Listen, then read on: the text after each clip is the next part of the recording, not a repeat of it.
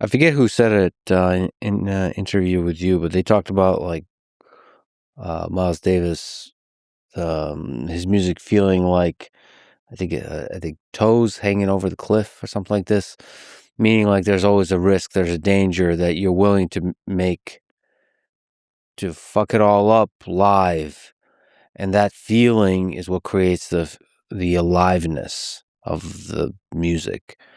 Like, can you speak to that? Just the creating in the music, the feeling like you're on the edge, like you're challenging the possibilities of what can happen, and it all can go to shit. And because of that, it feels alive.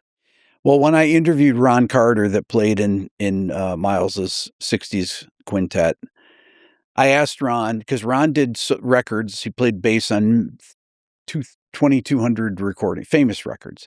And I said, did you guys ever rehearse with Miles? No, never. I said, so what we do? He goes, we just show up at the studio and he'd have the charts, put them on the stand, and we would we just roll. Mm-hmm. And I said, would you listen to it after? No.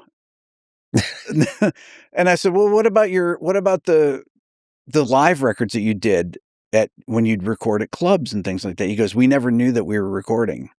He goes, maybe I'd see a microphone, a different kind of microphone in my bass amp. He goes, then months later, a record would come out and I'd see it, and I was on it, and I would take it down to the union and say, I played on this record, so you can get paid for it. But he said, we didn't even know we were recording. Yeah. So Miles was always about, don't think about it, just play.